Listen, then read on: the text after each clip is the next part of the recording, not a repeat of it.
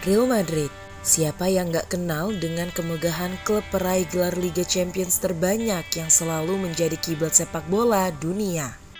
Namun, saat ini identitas Raja Eropa tersebut seakan goyah dan berada di ambang kehancuran di bawah kendali taktis Alvaro Arbeloa. Hal ini gak lepas dari serangkaian hasil memalukan serta eksperimen posisi pemain yang justru menjadi bumerang bagi pertahanan Los Blancos.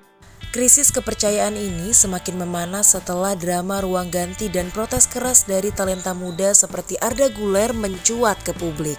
Kini, ujian hidup dan mati Arbeloa hadir saat mereka harus kembali menantang Jose Mourinho dalam laga penentuan di panggung Eropa.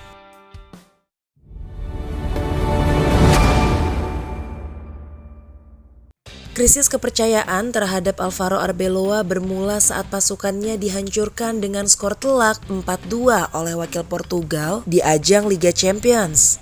Pertandingan di Estadio da Luz tersebut menjadi mimpi buruk nyata yang memperlihatkan betapa rapuhnya sistem pertahanan sang penguasa Eropa. Kekalahan memalukan itu memaksa si putih harus melewati jalur play-off yang terjal demi mengamankan tiket ke babak 16 besar. Hasil buruk di Lisbon ini menjadi pemicu utama keretakan hubungan antara supporter dengan sang nahkoda baru. Malam kelam di Portugal tersebut juga diwarnai dengan drama kartu merah yang diterima oleh Raul Asensio dan Rodrigo di masa injury time. Puncak kehancuran mental para penggawa Los Merengues terjadi ketika kiper Benfica bernama Antoli Trubin mencetak gol sundulan di detik akhir laga.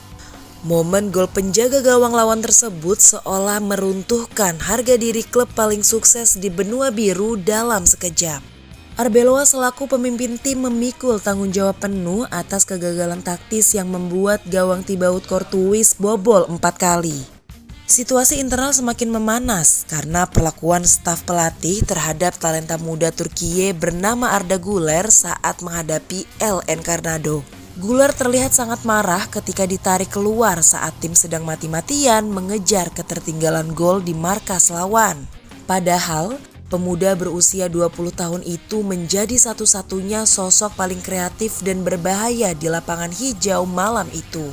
Kamera menangkap momen ketika sang pemain bergumam penuh kesedihan dengan kalimat "Selalu aku" saat nomor punggungnya diangkat. Keputusan menarik keluar permata berbakat tersebut dinilai sangat aneh karena Jude Bellingham yang bermain buruk justru tetap dipertahankan hingga laga usai. Statistik menunjukkan bahwa Güler berhasil menciptakan 6 peluang emas sebelum posisinya digantikan secara sepihak oleh Brahim Diaz. Kekecewaan ini menjadi simbol nyata dari ketidakadilan yang dirasakan sebagai penghuni ruang ganti di bawah rezim kepelatihan baru. Julukan sebagai penerus Mesut Ozil seolah tidak berarti apa-apa jika dirinya terus menjadi korban pertama setiap kali ada pergantian pemain. Namun, harapan untuk bangkit saat kembali ke kancah domestik melawan Rayo Vallecano nyatanya justru berakhir dengan performa yang jauh panggang dari api. Meskipun menang tipis 2-1, Los Blancos tampil sangat menderita menghadapi tim yang sedang berjuang menghindari jurang degradasi La Liga. Tim tamu yang bermain jauh lebih terorganisasi mampu membuat lini belakang tuan rumah kocar-kacir sepanjang 90 menit pertandingan. Siulan tajam serta cemoohan dari tribun Santiago Bernabeu menggema nyaring mengiringi langkah para pemain menuju lorong ruang ganti. Kerapuhan taktik Arbeloa terekspos jelas saat bek kanan lawan bernama Andre Ratiu melakukan aksi soloran membelah jantung pertahanan Madrid. Pemain Rumania itu berlari bebas sendirian tanpa ada satupun gelandang bertahan atau bek murni yang menutup ruang geraknya. Situasi memalukan ini memperlihatkan betapa buruknya koordinasi transisi bertahan tim yang sebenarnya dipenuhi oleh deretan pesepak bola berlabel bintang dunia. Hanya Gonzalo Garcia yang terlihat berusaha mengejar untuk mengganggu pergerakan lawan hingga memaksa terjadinya tembakan yang tergesa-gesa. Tembok terakhir pertahanan asal Belgia sekali lagi harus jatuh bangun menjadi juru selamat gawangnya dari kebobolan yang lebih memalukan lagi. Penyelamatan krusial dari Courtois justru disambut dengan nada sinis karena fans sangat kecewa melihat kinerja buruk para pemain outfield lainnya. Masalah utama yang menjadi sorotan tajam adalah keras kepalanya sang pelatih dalam menyusun komposisi lini belakang pasca tragedi di Portugal. Arbeloa tetap bersikeras memainkan Federico Valverde sebagai bek kanan padahal sang kapten adalah seorang gelandang box to box sejati. Eksperimen taktik yang membingungkan tersebut terbukti fatal karena sang pemain tidak memiliki naluri bertahan alami untuk menutup celah di sektor sayap. Gol penyeimbang lawan yang dicetak George De Frutos lahir akibat kegagalan Valverde dan Aurelien Tchouaméni dalam mengantisipasi kombinasi serangan cepat. Kedua gelandang murni tersebut tampak kebingungan saat harus menjaga kedalaman area penalti sehingga gawang mereka bobol dengan sangat mudah.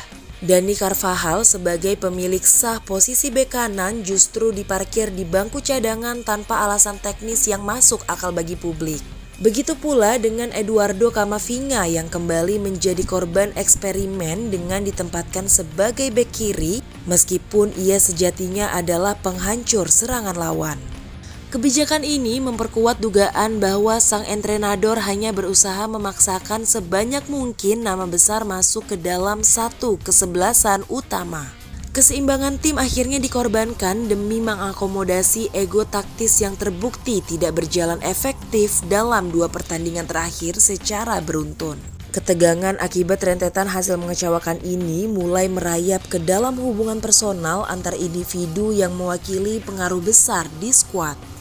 Laporan jurnalis Anton Meana menyebutkan terjadi diskusi panjang dan panas antara pelatih serta para penggawa senior usai laga melawan Rayo. Konferensi pers pasca pertandingan bahkan harus tertunda hampir 1 jam akibat perdebatan intens yang terjadi di balik pintu tertutup. Para pemain dikabarkan merasa frustasi dengan metode kepelatihan Arbeloa yang dianggap masih selevel dengan tim Akademi Castilla. Arbeloa sendiri mencoba membela diri dari segala kritik dengan mengatakan bahwa dirinya butuh waktu lebih banyak untuk memperbaiki keadaan internal. Dalam sebuah kesempatan, pria Spanyol itu melontarkan kalimat pembelaan yang terdengar cukup unik di telinga para pencari berita yang hadir. Ini bukan seperti saya adalah Gandalf the White.